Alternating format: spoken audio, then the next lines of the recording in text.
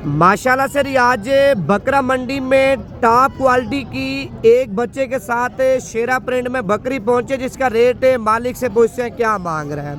पहले आप बकरी चेक कर लें, बकरी की खूबसूरती आप चेक कर लें और बकरी को छोड़ के बच्चे की माशाल्लाह खूबसूरती आप चेक कर लें। आपके सामने कितना खूबसूरत बच्चा है, बच्चा उठा के दिखाना।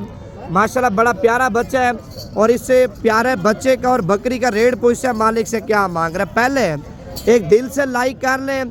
अगर आपने अभी तक फॉलो नहीं किया भाई जनाब, पहले फॉलो करें, उसके बाद आपको रेट बताऊंगा।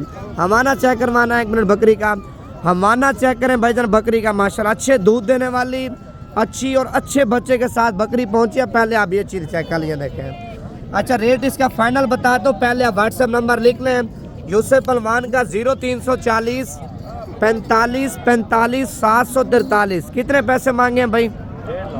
फाइनल कहाँ तक देनी है?